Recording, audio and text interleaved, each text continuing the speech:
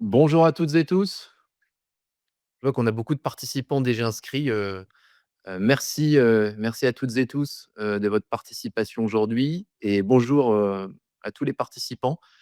Bienvenue dans le premier webinaire de l'année 2026 avec Pelico. Je suis Charlie Vanek, je m'occupe de l'accompagnement de nos clients, sur des thématiques supply chain, principalement SNOI, avec des acteurs industriels et également des acteurs issus, du secteur, du luxe et d'autres équipementiers.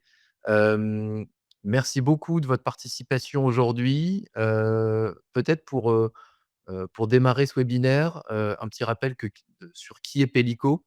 Donc Pelico, on est un éditeur de logiciels français. On développe une plateforme d'orchestration industrielle SNOI qui va aider, des acteurs de premier plan, dans différents secteurs, l'aéronautique, la défense, les transports, le rail, le luxe, les équipements industriels, pour plusieurs raisons. Mieux anticiper les aléas de production, simuler leur impact sur le plan de production, proposer des recommandations pour améliorer, des indicateurs comme l'OTD, réduire le WIP, sont des problématiques auxquelles Pelico va répondre. Enfin, Pelico va rendre actionnables les données de l'ERP et permettre à l'ensemble des fonctions, approvisionnement, production, inventaire, qualité, d'être alignés ensemble avec la même donnée temps réel pour accélérer la résolution des problèmes. Aujourd'hui, je suis ravi d'avoir autant de participants. Merci d'avoir pris le temps de passer ces 45 prochaines minutes avec nous, au cours desquelles j'espère que vous allez apprendre, des enseignements de terrain grâce à nos 2 intervenants du jour que j'ai le plaisir de vous présenter. Florian Simonet, bonjour. Peux-tu te présenter en quelques mots? Oui, bonjour Charlie, et bonjour à tous. Ravi d'être avec vous aujourd'hui. Je suis maintenant DSI de transition et j'accompagne les entreprises dans l'alignement entre la stratégie métier et la stratégie informatique. Avoir été à la fois DSI et directeur supply chain, j'ai donc vécu les deux côtés du miroir et c'est cette expérience que je vais vous partager aujourd'hui. Merci Florian.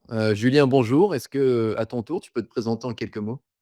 Bonjour à tous, je suis vice-président des opérations chez Pelico et j'ai eu le parcours inverse de Florian. J'ai commencé, pendant 15 ans en production en supply chain avant, il y a 2 ans, rejoindre la tech.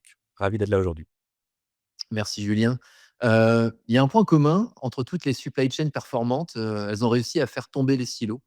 Mais dans beaucoup d'organisations, on le voit au quotidien, supply chain et DSI restent 2 mondes qui, se parlent peu, pas assez en tout cas. Alors que la volatilité augmente, que les supply chains sont de plus en plus intégrés et que les aléas se multiplient, une question se pose, que se passe-t-il quand quelqu'un qui a vécu le terrain en tant que DSI prend soudainement la direction d'une organisation supply chain? C'est ton parcours rare, Florian, presque unique, en tant que dirigeant qui a connu, les tensions, les succès, qui a découvert des 2 côtés ce qui fonctionne réellement et à l'opposé ce qui fonctionne pas.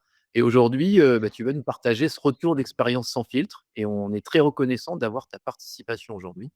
On verra comment cela éclaire un sujet central, le SNOI, qui est un concept qui a été développé il y a une dizaine d'années, et la façon dont l'IT et les opérations doivent collaborer, pour anticiper les aléas afin de maîtriser l'exécution.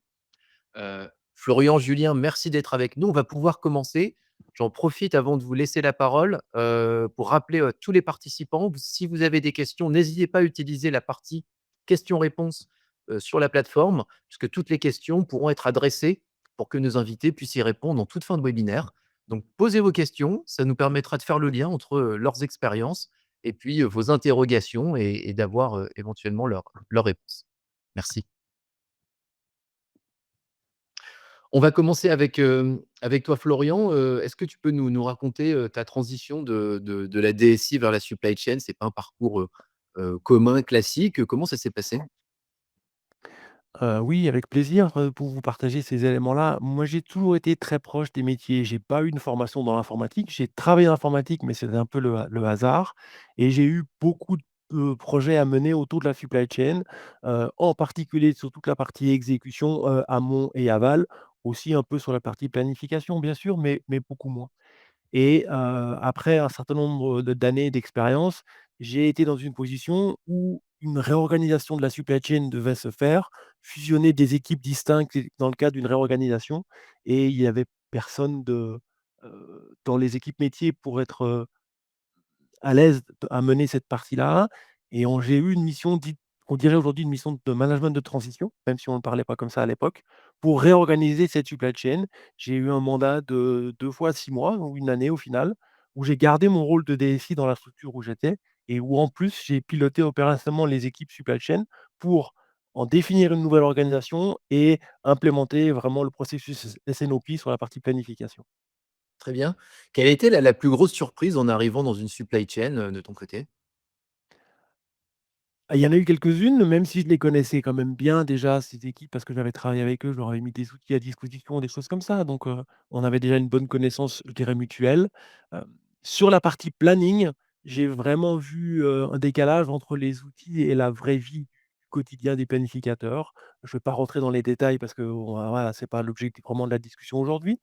Mais il y avait un vrai décalage et sur la partie exécution, j'ai noté aussi une vraie faiblesse des outils à gérer toutes les exceptions et les problèmes du quotidien, qui finalement n'étaient pas supportés par, l'ERP standard, heu et qui induisaient des solutions bricolées par les utilisateurs. On y reviendra plus en détail plus tard, mais c'était vraiment cette partie-là qui était pour moi une surprise, c'est sortir des flux standards et gérer toutes les exceptions.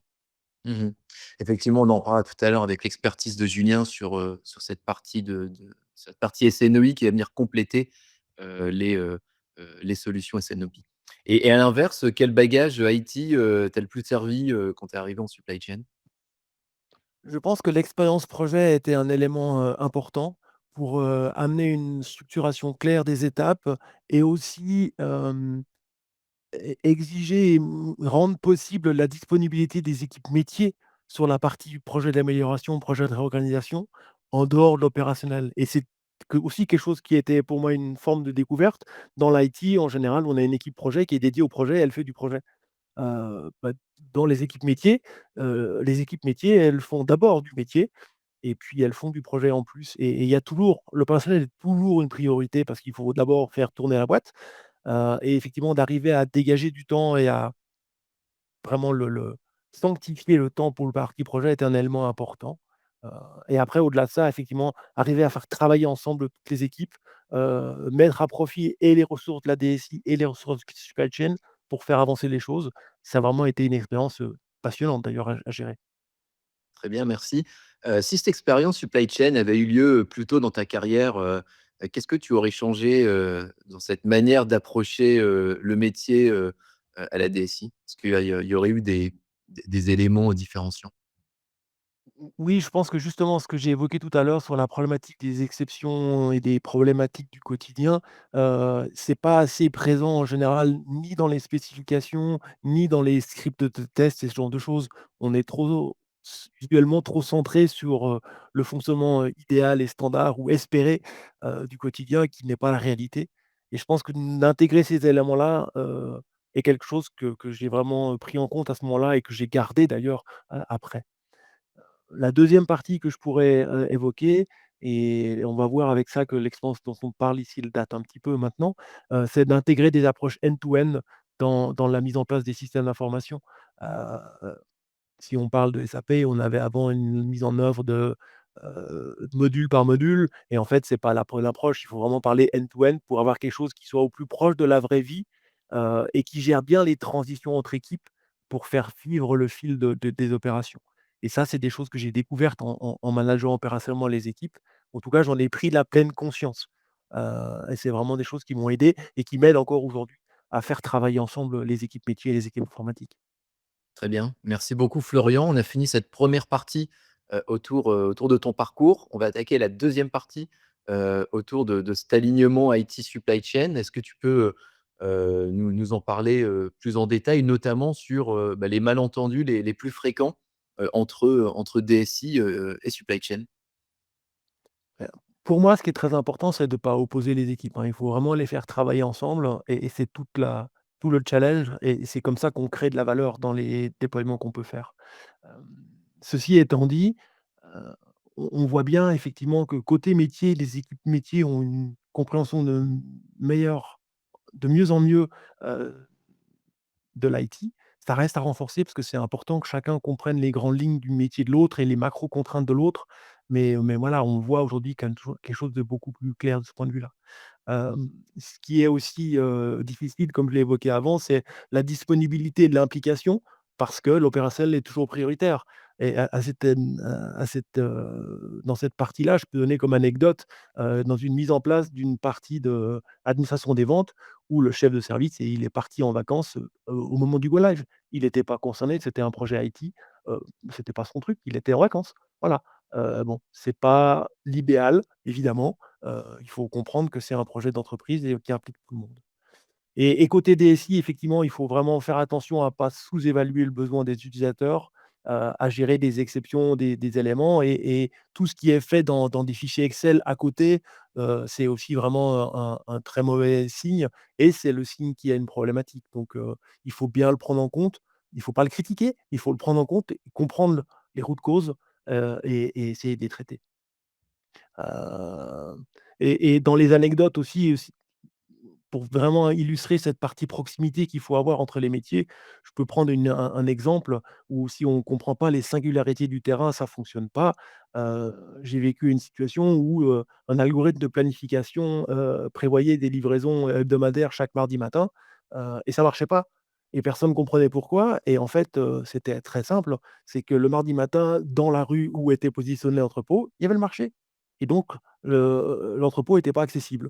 Et ça a bloqué tout et ça a, rendu les choses problématiques et une fois qu'on a compris ces éléments-là, on a planifié les choses différemment et cetera et ça peut marcher. Donc il faut vraiment avoir cette proximité-là avec le terrain, les équipes, il faut qu'elles se parlent pour que ça fonctionne. Très bien. Non, mais merci pour ces anecdotes, issues de la vraie vie, issues du terrain, et à l'inverse peut-être, un alignement qui a tout changé, que tu as pu voir autour, pendant ton parcours? Alors, cette année où j'ai piloté à la fois d'une main les équipes IT et de l'autre main la supply chain, c'était pour moi une année, extrêmement épanouissante, alors un peu stressante aussi, hein, mais voilà, j'ai eu beaucoup de plaisir à le faire et cette collaboration, cette co-construction que j'ai pu amener entre mes 2 équipes finalement pour, amener, à aligner la DSI sur les enjeux métiers et à en faire, une priorité parce que c'était aussi le but de l'entreprise à ce moment-là. Ça s'est avéré hyper efficace pour la mise en place des choses et la progression. Donc ça, c'est vraiment quelque chose pour moi qui est majeur. Il faut absolument avoir une gouvernance claire, choisir ses batailles. On peut jamais tout faire. Il y a toujours des contraintes budgétaires, ressources, ce qu'on veut, mais on peut pas tout faire. Donc il faut choisir ses batailles et je pense que c'est quelque chose qui est extrêmement important d'avoir cette notion de co-construction, pour se mettre d'accord sur les éléments à mener ensemble. Là aussi, je peux donner une petite anecdote sur, effectivement cette approche-là. C'est bien d'avoir une gouvernance, mais il faut garder de l'agilité, de la flexibilité et j'ai vécu une situation où on s'était mis d'accord pour avoir une poche, dans les projets de l'ordre de 10 dire: «Ah, celle-là, on ne sait pas trop, mais on va sûrement avoir des surprises, des éléments en cours de route. Il faut qu'on ait un peu de marge de manœuvre pour pouvoir travailler là-dessus» et effectivement, on a eu un cas de figure qui s'est passé où en plein milieu d'un projet de déploiement d'une solution, on a eu une crise financière importante. Il a fallu mettre en œuvre des choses particulières pour assurer un suivi très accéléré et au quotidien de l'activité de l'entreprise. Voilà, on avait mis ça dans l'enveloppe de départ, validation du comité de pilotage du projet et on déploie des reportings complémentaires, des éléments spécifiques par rapport à cette situation-là en 72 heures, 48-72 heures pour faire quelque chose de très rapide qui permet de faire un suivi au quotidien de ce qui était nécessaire de faire et ça a grandement aidé à traverser une période, très difficile. Si on n'avait pas eu ça, il faut passer par tout un processus d'approbation, de validation et on a vite fait de perdre 2-3 mois et c'est une catastrophe. Donc c'est vraiment important d'avoir ces éléments-là en tête, de pouvoir avoir, une collaboration claire, DSI avec des correspondants métiers qui comprennent le métier et métier avoir des répondants IT si possible, qui sont aussi disponibilisés par rapport à l'opérationnel, pour que tout ça fonctionne bien et que globalement les équipes comprennent les problématiques réelles qu'elles ont et puissent, par exemple, gérer toutes les singularités et bizarreries du quotidien et c'est le cœur du SLOI dont on va parler maintenant. Très bien, merci, merci Florian, mais c'est une très bonne transition pour aborder le SNOI, avec Julien. Heu, Julien, pourquoi ces sujets, dont Florian parlait échappent au SNOP et aux outils traditionnels? Si on revient au SNOP, ça permet une adéquation entre la charge et la capacité aux conditions nominales. Ça prend pas en compte les bizarreries du quotidien. C'est une étape qui est indispensable pour que l'équation soit soluble et pour aligner la vision entre les fonctions, entre la partie supply et la partie demande. En fait, le SNOP, c'est ce qui rend la stratégie possible. Mais, en fait, c'est l'exécution, le SNOI, sous la contrainte et sous les ALA qui crée réellement la performance. Et je l'ai vécu en tant que master scheduler, en tant que directeur supply chain. On sort d'un processus NOP mensuel, on se félicite, on se tape dans la main, on a une équation entre la charge et la capa. Et le lendemain, alors j'ai pas eu de marché le mardi matin, mais on apprend qu'une machine, critique, est à l'arrêt, qu'un fournisseur est en retard ou qu'un compagnon qui était expert est absent pendant 10 jours. Et le plan qui était, parfait est devenu inexécutable. Donc, alors il y a une citation qui est, attribuée à Edison, qui est: «Strategy without execution is hallucination». Je pense que ça reflète bien le fait qu'il faut, de la rigueur dans l'exécution pour que, la stratégie s'applique. Et pour revenir sur cette notion d'exécution qui est primordiale aujourd'hui, quel type d'aléas reviennent systématiquement et mettent cette exécution, justement sous tension? Est-ce que tu as des exemples à nous donner? Oui, j'en ai cité quelques-uns, mais les ERP et globalement la logique MRP2, ça a été développé dans un contexte de stabilité de la production et en tout cas chez Pelico, on mesure une disruption dans les usines toutes les 16 minutes. Ça peut être une problématique de qualité avec, une pièce qui est défectueuse, ça peut être un retard fournisseur, ça peut être aussi avec, la réduction du cycle de vie des produits, un changement de spécification à implémenter ou alors on va avoir une commande urgente qui doit passer dans l'atelier et globalement le plan qu'on avait, patiemment construit, pour, à 7 heures du matin être prêt et aligner toutes les fonctions dans l'usine, à 7h15 il est déjà obsolète. OK, et de ton côté, Florian, sur cette notion SNOI, par rapport à ton parcours, à quel moment tu as pris conscience de l'importance, du SNOI, au cours, au cours de tes différentes expériences professionnelles? Ah, on t'entend, ouais. Je crois que tu as Oui, coupé pardon, ton je m'étais muté pour pas déranger. C'est vraiment lorsque j'ai pris la tête de la supply chain opérationnellement où effectivement j'ai découvert, alors déjà c'était un moment de pleine euphorie, en termes de vente et donc derrière toute la supply chain courait pour arriver à suivre. Donc c'était un moment, en tout cas pour moi particulier, peut-être c'est le quotidien de la majorité des supply chain managers, mais c'était une découverte pour moi et à ce moment-là, il y avait énormément de difficultés opérationnelles, qui permettaient, pas aux équipes de se retrouver et de suivre les processus standards dans l'ERP et donc ils ont développé tous une foultitude de fichiers Excel personnels pour essayer de s'y retrouver au mieux et gérer la situation au mieux et ça pour moi ça a été vraiment une découverte, de la manque du manque de fonctionnalités pour piloter ça dans les ERP standards. C'est vraiment quelque chose qui m'a frappé à ce moment-là, de l'obligation de entre guillemets pour les équipes d'avoir du fichier Excel ou autre chose à côté pour s'y retrouver, quoi. Mmh. Et Julien, quant à toi, quels sont, les pièges à éviter quand on veut mettre en place une solution de SNOI? Je vois beaucoup de décideurs, supply chain et manufacturing, dans les personnes connectées aujourd'hui, et merci encore d'être présent. Qu'est-ce que tu pourrais recommander à toutes les personnes qui nous suivent aujourd'hui? On pourra en citer beaucoup, mais peut-être si j'en choisis 2. Le Peut-être, c'est déjà de penser que la qualité de données ou d'avoir la bonne structure organisationnelle, c'est un préalable à s'outiller.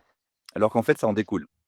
Si je prends le premier exemple, c'est vraiment l'exécution dans Excel dont parlait Florian qui appauvrit les ERP. À chaque saisie d'une date dans un fichier ou autre, bah, en fait, on dégrade la visibilité, dans les systèmes et l'utilisation d'une solution qui base ses recommandations sur ces données-là, ça permet d'enclencher une boucle vertueuse de qualité de la donnée.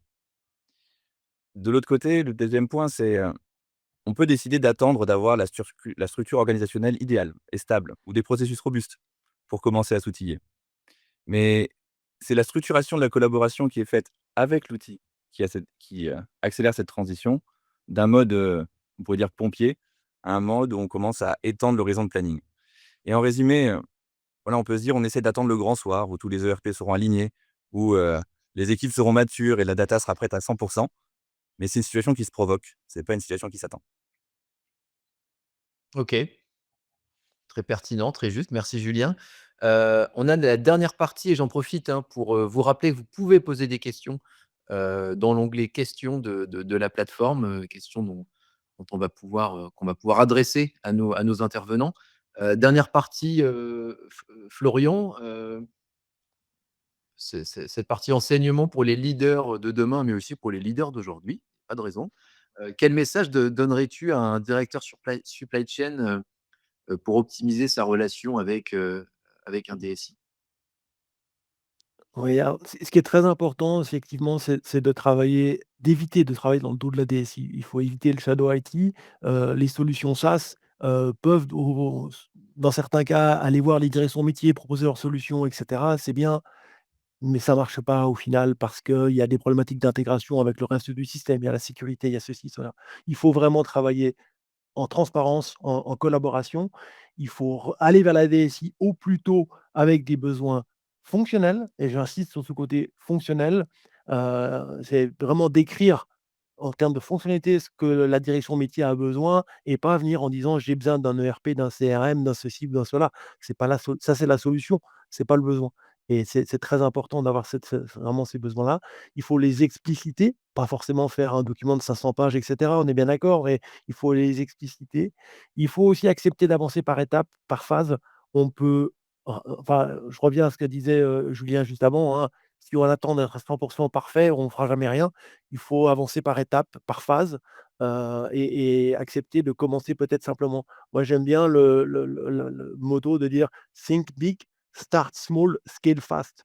Voilà. Il faut avoir une vue d'ensemble, savoir où on veut aller et après il faut accepter de commencer petit et par contre, il faut pouvoir enchaîner rapidement et faire grossir la solution et faire progresser les choses à un bon rythme, mais accepter de démarrer, heu, sans tout avoir tout de suite. Merci Florian je pense que tu te doutes de la prochaine question puisque tu as été dans des 2 côtés et un DSI qui veut mieux servir les opérations, quel serait ton message que tu lui donnerais? Alors il faut absolument, ne pas s'isoler des métiers, hein. On parlait à une époque des DSI tour d'ivoire, et cetera. C'est surtout pas. Il faut absolument pas. Moi, j'ai vécu aussi dans des entreprises où, des grosses structures où finalement la DSI, ils avaient des bureaux à part ailleurs, dans un autre bâtiment totalement séparé, une île isolée du monde. Bon, je pense pas que ce soit la meilleure approche, hein et effectivement, il faut vraiment être au cœur des métiers, il faut échanger avec les métiers, il faut écouter les métiers, il faut les comprendre. Pour moi, c'est vraiment l'idée d'ailleurs, on n'est pas des tech experts, mais on doit être des business stratégistes, on doit les aider à développer leur métier, à ce que ça fonctionne, à ce que ce soit efficient. Il faut avoir une bonne organisation, une bonne gouvernance et il faut travailler ensemble les priorités. C'est pas au DSI de dire: «Je fais ça avant ça parce que ça m'arrange». Non, c'est d'abord le besoin métier et on est au service du métier et il faut accepter de travailler ensemble sur la priorisation des éléments parce qu'encore une fois, on peut pas tout faire, tout de suite. Très juste. Moi, j'ai jamais vécu ça en tout cas. Quels sont les signaux faibles, d'un mauvais alignement entre l'IT, et le métier? Le premier que je dirais, c'est l'absence de feedback des utilisateurs ou du management auprès de la DSI. Si personne vient se plaindre, il y a de fortes chances qu'on ne sert pas de l'outil. C'est malheureux, mais c'est comme ça. En général, il y a toujours quelque chose qui ne va pas, qu'on peut améliorer et cetera. Donc s'il y a pas de feedback, je trouve que c'est plutôt mauvais signe. Ça cache probablement une non-utilisation des fichiers Excel, nombreux et qui gèrent les éléments et un faible usage des systèmes d'information. Donc il faut vraiment aller creuser là. Il faut s'assurer et je pense que dans les on peut en parler aussi, c'est quelles sont les bons métriques. Hem, je pense que c'est intéressant d'avoir aussi une mesure de l'utilisation des systèmes d'information pour s'assurer que l'outil qu'on met en place, il est utilisé. Déjà parce que est-ce qu'on a bien dépensé l'argent pour quelque chose qui est utilisé ou pas? Et puis s'il n'est pas utilisé, il faut comprendre pourquoi. Donc ce genre de choses-là sont vraiment, des signaux à prendre, avec beaucoup d'attention. OK, et les facteurs critiques, d'un bon alignement que tu as pu aussi, vivre, au cours de ton parcours? Oui, alors j'ai quelques mots-clés qui sont importants pour moi là-dessus, effectivement. Pour amener du succès, j'ai vraiment 4 sujets qui me paraissent essentiels. C'est l'alignement, c'est la gouvernance, c'est la transparence et c'est la cadence. Aligné, il faut évidemment que, la stratégie métier soit claire et qu'elle puisse être, alignée avec la stratégie IT et par rapport à ça, moi j'ai une approche assez structurée de décomposition de la stratégie métier en sous-éléments qui permet de faire un lien clair et de reconstruire à partir de là une stratégie IT pardon, pour qu'il y ait une liaison vraiment, lisible entre la stratégie métier et la stratégie IT parce que c'est vraiment important pour que les gens s'y retrouvent. Après gouvernance, moi je suis un fervent convaincu que le DSI doit être dans le COMEX et qu'il faut derrière Les tout seul, ça suffit pas. C'est un point essentiel, mais ça suffit pas. Et derrière, il faut vraiment une bonne structure, une bonne gouvernance en cascade pour piloter les choses, main dans la main, pour prioriser ensemble. Est-ce que la DSI travaille d'abord pour la finance, d'abord pour la supply chain, d'abord pour les ressources humaines, peu importe. Ça dépend du besoin d'entreprise à un moment donné, mais il faut que ce soit fait de façon transversale et clairement partagé. Partager, transparence, c'est le 3e mot-clé pour moi. Dire ce que l'on fait, faire ce que l'on dit, c'est essentiel. Il faut travailler en transparence, pour que tout le monde soit au clair sur ce qu'on fait et pourquoi on le fait. Et le dernier point, c'est la cadence. Je crois beaucoup au rythme de pilotage qu'il faut apporter par rapport aux éléments. D'avoir des budgets annuels, des objectifs annuels, c'est bien, mais c'est beaucoup trop long, beaucoup trop lent. Et moi, je suis un fervent défenseur du rythme de pilotage trimestriel, au même titre que les directeurs financiers font généralement un closing trimestriel. Moi, je pense que c'est le bon rythme pour suivre l'activité des éléments. Le mensuel, c'est trop court, l'annuel, c'est trop long et entre les 2, bah, il y a le trimestre et je crois vraiment que ça, c'est un créateur d'agilité d'avoir une maille de pilotage au trimestre avec des attendus délivrables par trimestre et de mesurer ça. Je pense que c'est un élément important pour faire avancer les choses à un bon rythme. Parce qu'on est dans un monde qui bouge. Peut-être pour rebondir aussi, désolé de t'interrompre, je pense que cette, cadence, le fait qu'elle soit une revue à la fois des milestones, mais aussi des indicateurs qu'on souhaite améliorer dans la supply chain, ça permet de s'ancrer dans la réalité et de contrer un peu ces exceptions dont tu parlais en début de webinaire. Absolument. Très bien. Écoutez, je vois qu'on a eu pas mal de questions. On va pouvoir, prendre plusieurs questions, de la part de participants. Donc Si tu j'ai veux Charlie, je peux prendre la 1re, celle de Frédéric. voilà, Hem, merci Frédéric pour votre question.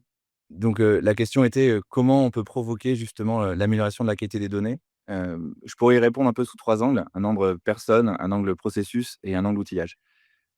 Côté processus, il y a plusieurs manières d'aborder la chose. Soit on va dire à son acheteur: «J'ai regardé tout ton carnet de commandes et il y a 15 des lignes qui sont en retard, merci d'adresser ça». Ou alors on peut isoler dans ce portefeuille de commandes celles qui sont les plus critiques et focuser son attention de qualité de données pour obtenir des dates sur celles qui ont une vraie impact sur la supply chain, celles qui vont impacter une commande in fine. Ça permet d'avoir des premiers wins et je vais reprendre l'exemple de Florian de Think Big, Act Small, mais de faire par petites étapes sur les choses qui ont le plus d'impact. Ça, c'est sur la partie processus.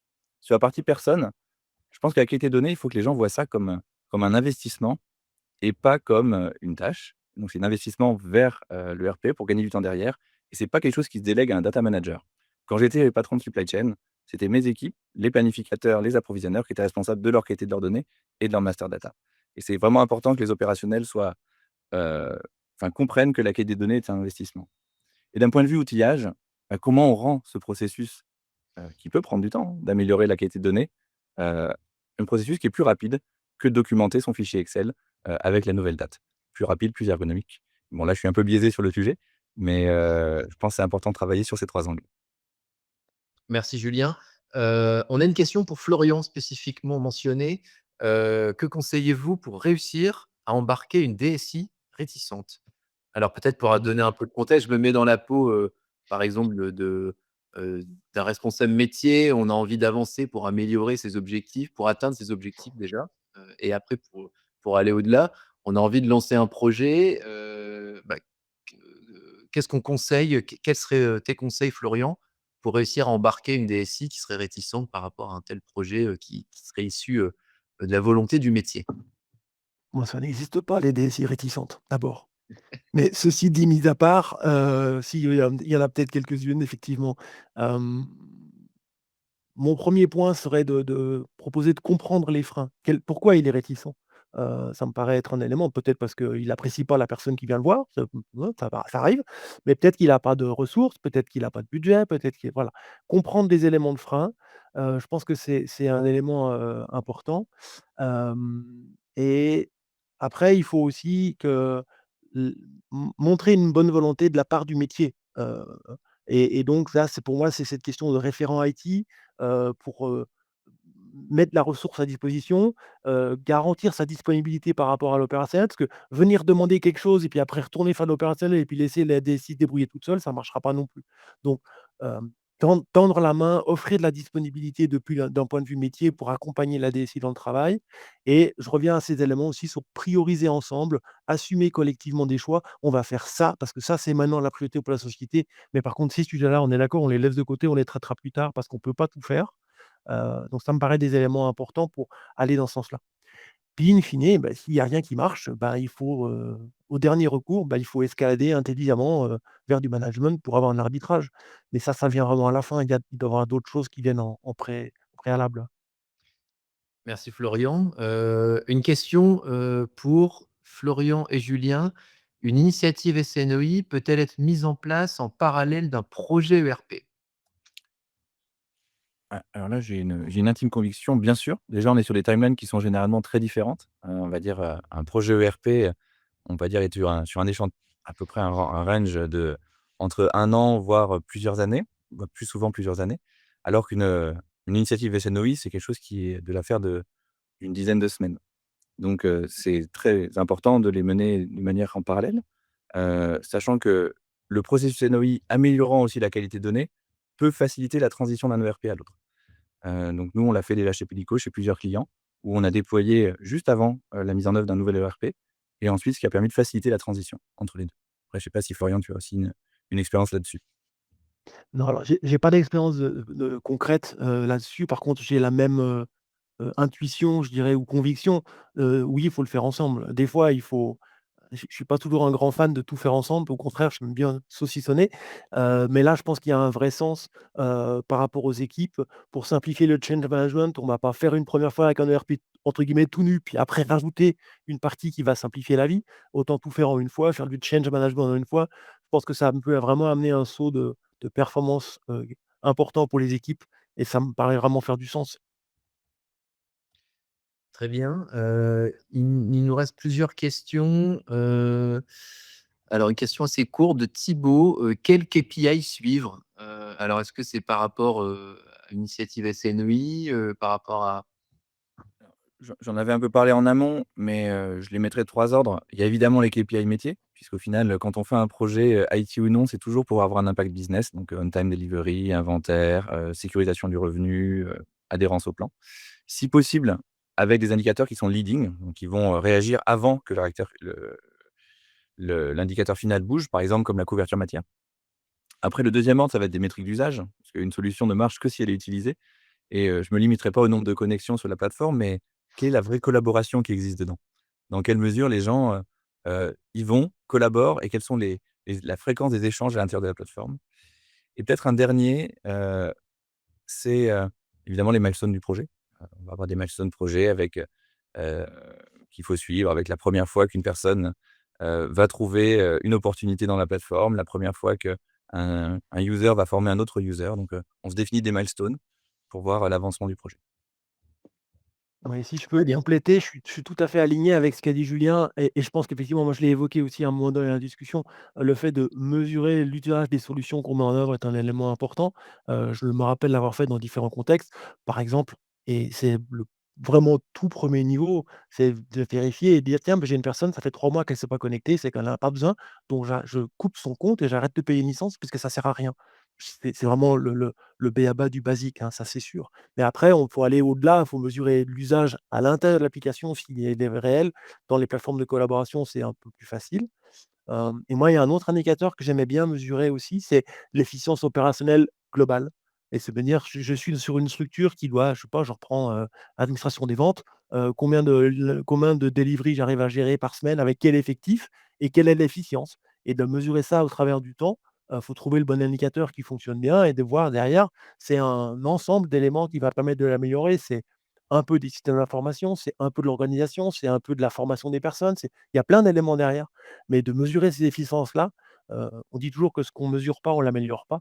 Donc c'est vraiment important de trouver ça. Mais après, il faut vraiment les trouver dans les bons trouver le bon indicateur. Je donnais mon exemple, j'ai un autre exemple, par exemple, à un moment donné, quand on a mis en place une solution pour un pilotage d'atelier de production, le manager a souhaité qu'on ait un indicateur sur l'activité de son atelier et il a pris comme, il nous a imposé comme indicateur le nombre d'OF lancés. Alors comme il voulait montrer une grosse activité, il lançait beaucoup d'OF. Donc son atelier était plein à ras la gueule, il y en avait partout, il ne savait plus où en mettre, mais il sortait rien. C'est pas donc il était tout faux son indicateur. Il mesurait l'entrée et pas la sortie. Donc ça avait aucun sens. Donc il faut vraiment faire attention et prendre les bons choix d'indicateurs pour, que ça ait une vraie valeur. Mais c'est super utile quand on a le bon.